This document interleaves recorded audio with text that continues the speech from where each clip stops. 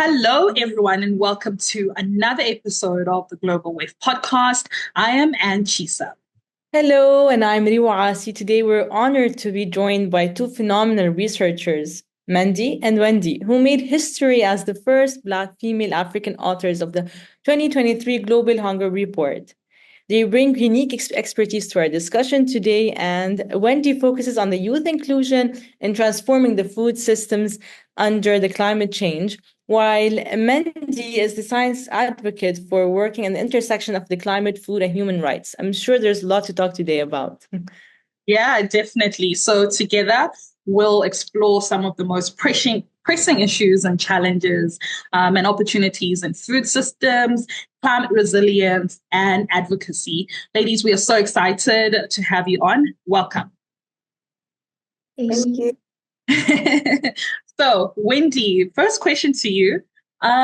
Let's start with your research. Rewa already told us that your research centers in youth inclusion in food systems. So, with this, what is the biggest challenge that you think young people face in agriculture today?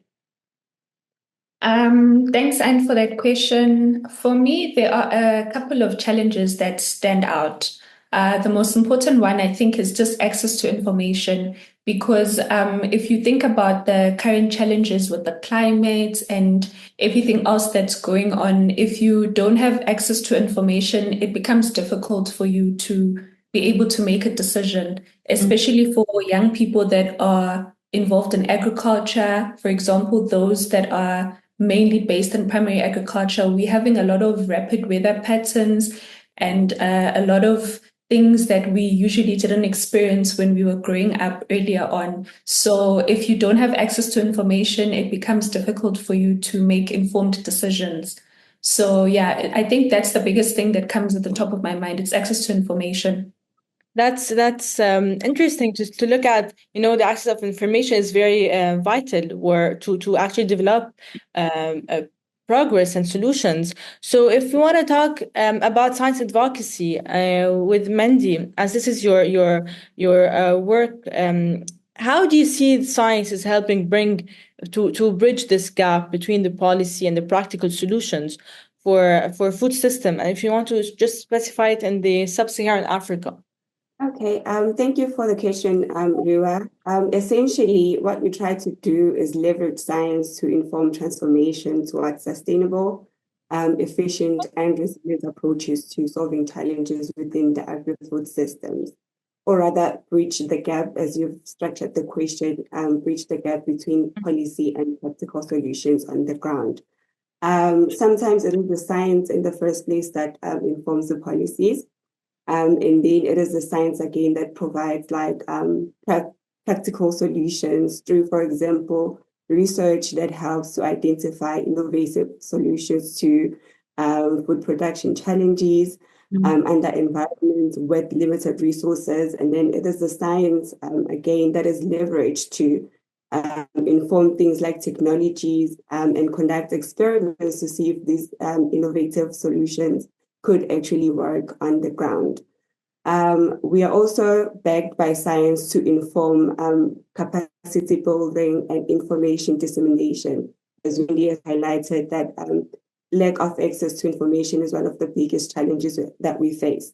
So there are multiple ways in which science plays a role between policy and practical solutions on the ground towards improving the existing food systems. I don't know if that captures the essence of the question, but it is science mostly behind the decisions and the solutions that are taken towards transformation. Very interesting, Mendy. Both of you have stressed the idea of lack of access to information. And in the sense of lack of access to information, there are various ways that information can be provided. One of the ways is in journals or in books, etc. So you both, congratulations, first of all, contributed to the 2023 Global Hunger Report, the first Black female researchers. That's a huge flex. Well done, ladies. Congratulations. So specifically, your chapter was titled Beyond 2030, youth, food systems, and the future for food sovereignty. Wendy, this one is to you. How did the findings in the report shape your perspective, specifically on the role of young people in transforming food systems? Thanks, Anne. I don't think it really changed my perspective. It more so sort of emphasized key things that I was already aware about that are happening. For example, in the report, one of our key findings was that a lot of young people aren't really involved in policy-making processes. There's a table that we had done with a breakdown of the various regions in the world and looking at the number of members of parliament and those that are under the age of 35. And quite a significant number of parliament members are quite older. So that on its own then tells you that in places where decisions are being made about priorities and what sort of funding or strategies are going to be employed in the agri-food systems and other sectors for years to come, young people are not there to sort of voice out their opinions and contribute.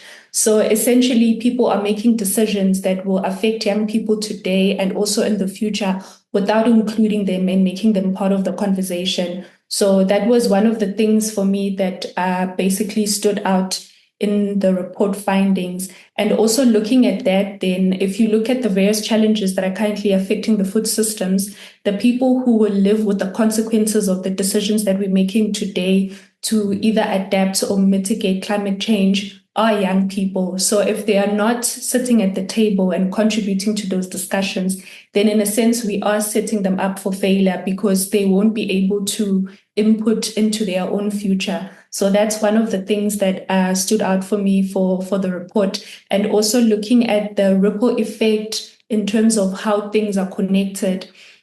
Because as much as we want young people to be involved in agriculture on its own as a food system within the food system sort of feeds into other areas like the economy. We're looking at nutrition, health, and so forth. So also looking at how things are connected and the challenges that young people face cut across different sectors, not only just agriculture. So for me, it was just mainly highlighting the things that I had already known, but also seeing how they connected at a global stage, basically.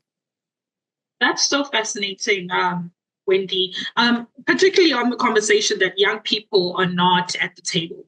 Maybe the question is, do young people want to be at the table, particularly in agriculture? And if that's the question, what are the opportunities or what are the challenges to make agriculture or this agriculture space, whether it's in policy or actually doing the agriculture itself, like attractive as a young career path? Like, look at us, we here. Do we want to work in the farms? What are the opportunities that can be there for the youth, because so that they can be part of these conversations? Okay, I think the opportunities are quite limited in a sense that if you just take a look at social media, you see now, if you compare it pre-COVID, there's a lot of young people that are active and being involved in different activities throughout agriculture. There's even a hashtag now, I think it's called Young and Farming, Young and Free, and making agriculture fashionable and all of those things. So that on its own clearly shows you that young people are interested in being a part of the conversation. There's also a few associations and organizations that I've seen pop up throughout the years that are being led by young people in agriculture. The one that I can think of from the top of my mind is called AFASA. It's a South African organization that's got a group of young farmers and activists within the agriculture industry. So there are also other global initiatives as well, regional ones. Globally, I'm thinking of the one, because we just spoke about the Global Hunger Report. One of the young activists we had interviewed is Sophie. So Sophie is part of I think it's called Act for Change. So it's a global initiative as well that's full of young people across the world who are wanting to be part of the bigger conversation and also contributing as activists to bring awareness of different challenges within the agri-food systems, and also coming together to propose solutions on what can be done. So that on its own tells you that young people are interested and they are making effort to be part of the conversation. So now the big challenge then becomes that if you look at it from a local municipality perspective and district municipality and also at national level, what kind of support is there then to ensure that these organizations are capacitated to contribute? So support could be in a number of different ways. So for example, let's say we've got an agriculture organization for young people. So support could come in a form of providing funding or capacity building initiatives that help them to contribute to policy in a meaningful way. So how can then the government ensure that with the voices that are out there, how are they being assisted in order to make an impact and not have one of those situations where you come across like with a number of workshops and seminars nowadays, especially in the agriculture sector, you see that a lot of them are inviting young people and having special sessions within the program where they want to hear youth voices and youth perspective. But beyond the event itself, nothing actually gets done in order to take up that advice that's being given by the youth and take up their perspectives. So it's also important for government and policymakers and other stakeholders to ensure that they are also supporting these organizations and sort of, I don't know how to put it, but sort of just handing over the baton to the younger generation and guiding them that if you want to inform policy, this is how you go about doing it, and also ensuring that they've got the support that's needed for them to take part. Now that I'm thinking about all of the things that Wendy is saying and thinking about including these younger generation in the farming practices, though we sometimes feel that farming could be traditional and outdated, but with including this youth, we can reignite this thought of innovation, this thought of bringing in more technology in the agricultural sector, which is needed with the growth of population. So we can learn a lot from the young professionals or like the youth of how to upgrade our agricultural system to accommodate the growing population, the climate change, and of course, the importance of having a food security. This takes me to Mendy and what she highlights on her work on food sovereignty. And it's not, as Wendy was saying, it's not just about food access, but also about having a nutritious food, and that is culturally accepted as well. So, Mendy, from your perspective here, what do you think the role of the communities and the government play in achieving this food sovereignty, and especially under the current climate challenges that we're having? Okay, so essentially, Rewa, communities are at the center of the food sovereignty concept. Sorry, they are the heart of food sovereignty, and without them, I don't think the concept would exist. However, there are multiple policy biases in, for example, food systems that hinder the achievement of food sovereignty. And this exposes the lack of alignment within the policy space to address existing and projected challenges relating to food and nutrition insecurity and inequality and inequity in the food systems across sub-Saharan Africa. Simply put, current policies undermine local food sovereignty, which could be harnessed to improve food and nutrition security in the sub-Saharan African region. Governments, therefore, can support food sovereignty by implementing policies that prioritize local food systems and protect the rights of food to the rights of people to be the ones that are choosing their food systems and what they plant basically in their gardens. If we to put that in more like specific terms. This includes regulating domestic agricultural production and trade to achieve sustainable development goals. So that is to say, if people have freedom to choose what they are choosing to plant or produce in their own gardens, they will be the ones behind the agricultural production or the agricultural systems within their environments, which they know better, and that could be a step towards achieving nutrition and food security at local scales. We need, therefore, policies that are centered on the right to food, mentality to promote agroecological diversity, and social justice, and equity to inform transformation, if I can put it like that, in the food systems, and to realize food sovereignty, because then people would have the right to choose their own food environments, or how they structure their food environments under the changing climate. And that policy space right there is where governments come in as key stakeholders that would enable that transformation that's needed to realize the concept of food sovereignty, which would improve food and nutrition security in the region. So you talked about a lot about the climate change crisis, and also when we talk about the climate change crisis and the food systems, what can we do to address this challenge? Okay, let's start by highlighting the fact that climate crisis worsens the vulnerability of people producing food on the ground. So people within agri-food systems. And this sort of makes things worse for the poor. There's this term that is now beginning to get used more often, which is adaptation apartheid, where the poor are the least capacitated to adapt to climate change, and therefore falling deeper and deeper into the worsened state of being, basically, whether it be in the food systems side of things, or in their health or economic side of things. So climate crisis is really bad, especially for the poor and the marginalized within the food systems. Back to your specific question, Rewa, within the food systems, they struggle to produce food, which results to increasing food and nutrition insecurities in the face of changing environments and climate change.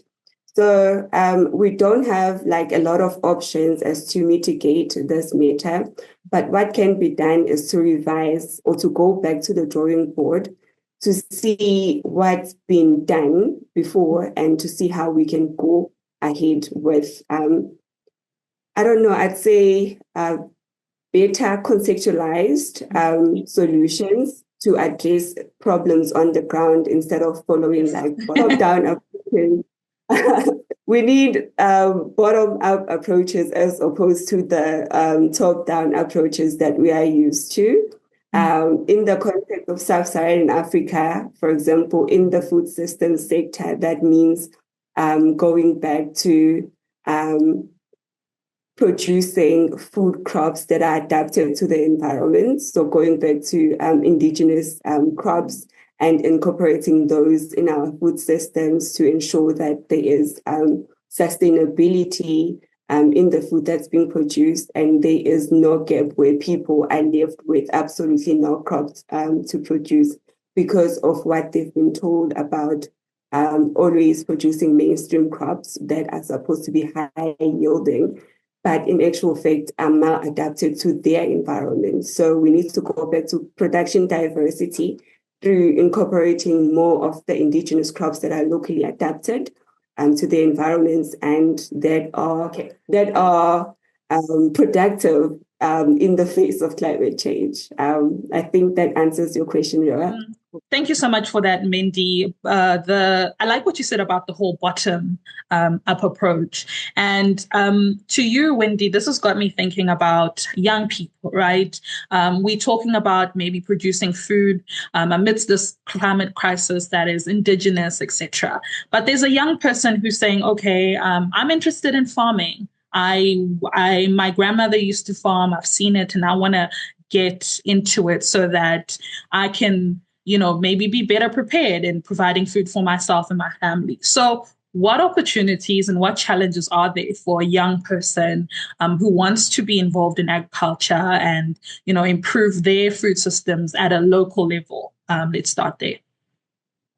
Thanks. And I think before I answer your question, there's something you said that always when I'm in a discussion about youth participation in agriculture that I wish a lot of people would pay more attention to. So just thinking about what you've just said, you are saying we must imagine a young person that wants to farm because their grandparents had farmed the generation before. But what happens to maybe a young person like me, like you, or like Mendy? Based on the current things that we're doing, our careers are more science-based in the agriculture industry, and they're not within the primary agriculture. So firstly, I think it goes back to what I said earlier on, that awareness is very important. One, for young people to be aware that if I want to be involved in agriculture, there's so much more that I could do aside from primary agriculture.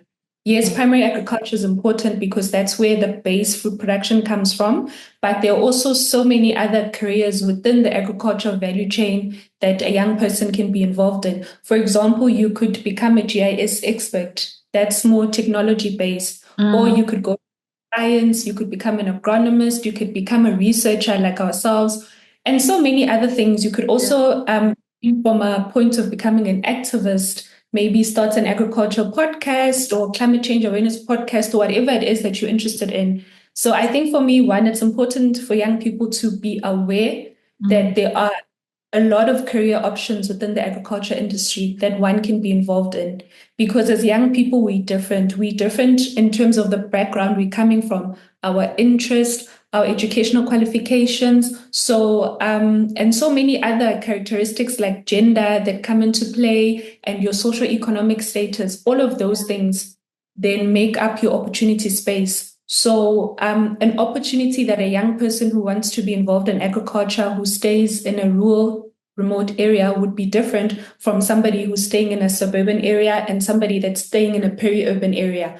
So then it makes you think about that in terms of the opportunities that are there. Currently now in policy, a lot of opportunities are geared towards making young people agripreneurs. So what happens if, like myself, you don't see yourself as an entrepreneur in the agriculture industry, then where do you go? So then the conversation needs to move to what other opportunities can we open up for young people throughout the value chain to open up the different career opportunities for them to be a part of, and how can we then make sure that they have access to information in terms of what to do depending on what you're interested in. So I think that's just one of those things that always just gets me worked up, that, you know what, I wish we could start talking about the other career opportunities that are there in agriculture, realizing that for a lot of young people, you also see even in research that it says that a lot of young people are uninterested in agriculture. It's not that they are uninterested. It's just that the information that's out there in terms of what you can be within the agriculture industry is limited to just farming. So what happens if not your interest and it's not something that's aligned to what you want to do or how you'd like to contribute? So yeah, we just need to open up more opportunities within the industry, and again, access to information and access to support, not only for agripreneurs, but other young people as well who want to be part of the science-based careers and other technology-based careers within the industry. STEM is very, very big, so it's not only limited to farming. Because what Wendy just touched upon is the raising awareness of the youth inclusion, not just as traditional way of agriculture, but looking beyond. How can they be more involved in this sector, and what new perspective can they be bringing to this wide sector actually? So this brings up the idea of, we need to raise more awareness on how they need to be included. And before also, Mendy mentioned about how we need to learn from previous practice in order to build better. So it's about looking at what we have, the challenges that we have, and filling in these gaps. So this all is really, fascinating as we're looking at also the focus on the advocacy and all of this. So Mendy, the question is here to you, like thinking about like or leveraging on this conversation that we're having. Um, how can we better integrate to raise this awareness and implement actually effective climate resilience strategies if we're looking at the food systems as a whole?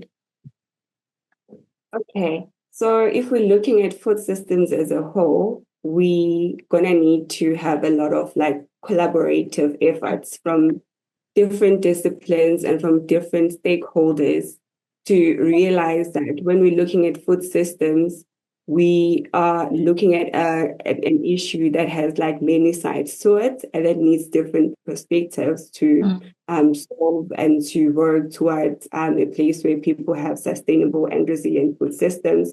And we are improving basically food and nutrition on the ground.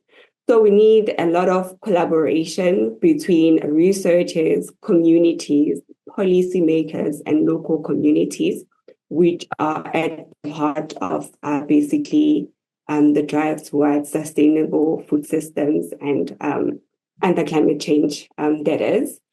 So collaboration, we also need to ensure that there is better awareness of what's happening. So as scientists, going back to what Wendy was saying, we are aware of what's happening with the knowledge holders, but for a person who is in Umsinga, in a deep rural area, they don't know why things are happening the way they are. So they need to be aware of why things are changing and what things are changing to be better equipped to basically taking mitigative decisions to make sure that their agricultural systems withstand whatever it is that they are to face in the near future. We need, that as the basis, capacity building and basically raising awareness. And as I've said before, we, through awareness, like we are doing right now, I think to me that is advocating for science or advocating for such conversations to start happening. We need more of these in the world of social media that we are in right now. We can spread the word quite quickly to reach people that need to be informed or who need the information and the knowledge to move towards building resilience to climate change in the food systems. What we also need, that goes back to the research community or the scientific community, is again collaborative towards building, for example, interactive tools or innovations and resources towards solving problems that are existing within communities. At a specific scale, though, because the scalability of the innovations that we propose is also very important. And also, we need to have like continuous stakeholder engagements between the different stakeholders that are involved to ensure that nobody gets left behind towards the innovations and the transformation towards sustainable and adaptable agri-food systems across the region.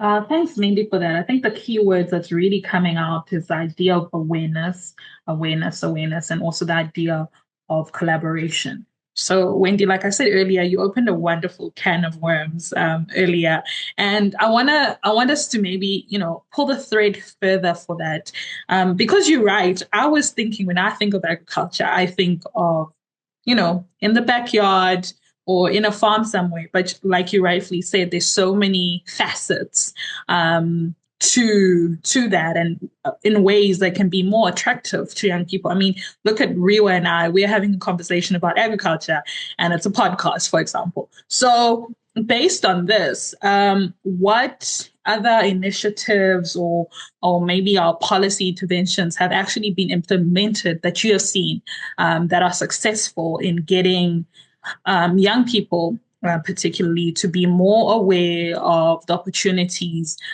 in this specific space? I think right now it's more social media. Mm-hmm. There's a lot of information that's being shared on social media, particularly Instagram and LinkedIn. In terms of opportunities there are different initiatives that are targeting different things in terms of spreading awareness or making young people aware of opportunities. Most of the initiatives that we come across are obviously coming in the primary sector because, like I said, a lot of policies are structured around making young people entrepreneurs. And that is because, firstly, as an entrepreneur, you're creating more job opportunities. So if they're able to capacitate one person, you could employ 15 to 20 more people. So it creates more opportunities. And also, if you're an entrepreneur, you also have that element of food security because whatever you produce can also feed into your immediate family's food security. So naturally, a lot of initiatives and government programs are funded to make sure that they are producing more entrepreneurs.